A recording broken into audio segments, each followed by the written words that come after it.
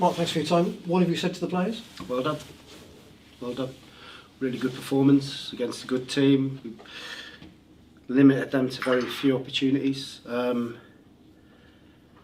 So yeah, really good performance. I thought we made it really difficult for them with the way we'd worked, our shape that we worked on, and we controlled them for large parts. Of course, now and again they're going to wriggle through and get half an opportunity, but for me, we didn't deserve to lose that game. But I'm more pleased with the performance because we showed a real sort of hunger and energy and drive, physicality, and we should score towards the end. I mean, young McGuckin has a great chance, doesn't he? A free header. Ryan McLean has a shot blocked on the line. And then some great balls going across the face of the goal at the end that we should score from. Ultimately, though, and I know managers that never like to lose, that was a more acceptable acceptable defeat than Tuesday.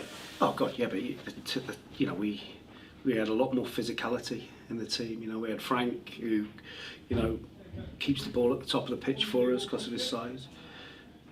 We had Kyle Ferguson that won most of his headers. It gives us that added bit of maturity and bit of know-how and physicality. So although we're devastated that we've lost, it was a good performance. And what I did say to the players was, if we play like with that endeavour and spirit, then we'll win plenty of games in the last 8 games. It was Ferguson's tangle with Lewis for the penalty. What could you see? It was poor from us out on the touchline. We let their player wriggle inside when our work is about always show down the line, never let them inside. Because then, if you show it down the line, they have to cross it, which means the goalie then has a chance. But as soon as you let them come inside, you open the whole goal up. And that was the mistake. Kyle's tried to make an attempt to stop Felix getting through, and he brings him down. Ultimately, that aside, there weren't that many chances in the game. No. But we set up to be tough to beat today and play as much football as we usually do. But we wanted to make it ugly. We wanted to fight and scrap and run and compete. I thought the referee gave every decision to York. But that's usually what happens when you're top of the league. Every little half decision. But that's not why we didn't win. Just wanted to get that in there. So yeah, it was a really close game and delighted. I mean, I think it helped the lone boys coming off the bench into a more of a positive environment rather than the real toxic one. And I think the fans responded to that. We put some pace on the pitch. You know, once we were well in the game, we put McLean on, we put Wilson on, we put McGuckin on.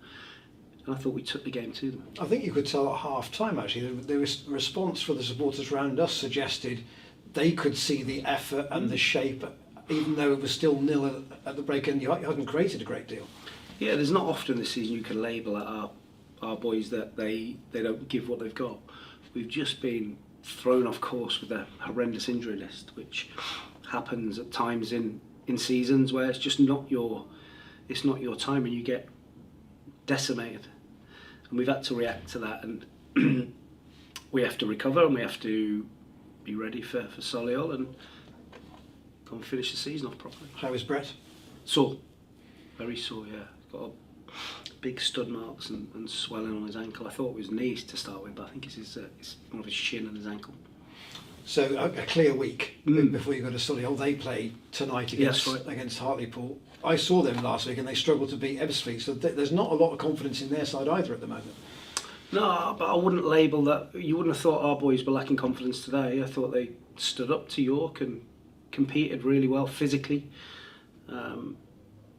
And it was a real dominant display by their captain, Callum Howe. He headed every ball out of the box, where I think if he wasn't playing, we'd have scored from some of them crosses, but he was a magnet to the ball, and credit to him for that. But yeah, I was delighted with the performance, and if we show that spirit, then we'll have a good end to the season. Yeah, that's the message, isn't it? I suppose if you can run a side to a second close, then why can't you pick up the points that will give you a passage to calmer waters? It's about availability of players. If we can get our more experienced frontline players on the pitch at the start of games, it helps us then to bring the pace and ingenuity off the bench to try and either win it or get back into it or get a point. But that's what having those players available again will do for us. But fingers crossed that they're not too long. But judging by what you said earlier in the week, it may not be Solihull, it may be further towards the end of March. Yeah, that none of the Wannell, Williams, Maddox, Jarvis, McGurk's gone back to Swindon. Michael Smith may have an outside chance. But, that'll be the only one. Just lastly, you made Frank captain today. I don't know whether that was good man management from you or a chat you'd had with him to say, look, come on, let's show some leadership. But there appeared no ill feeling from the terraces towards him, and you know he tried to do what you asked him to do, which was lead the line, albeit with limited service. Yeah, he's doing well. The last month he's been really good, and we didn't want him. We made it clear we didn't want him to go. All we did was.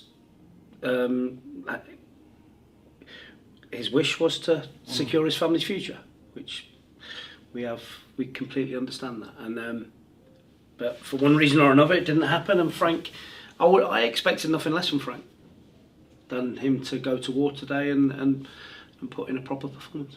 Thank you. Thank you. Give your friends and colleagues the VIP treatment at Hewish Park. Book your very own matchday private hospitality box for up to 10 guests. Visit ytfc.net for details.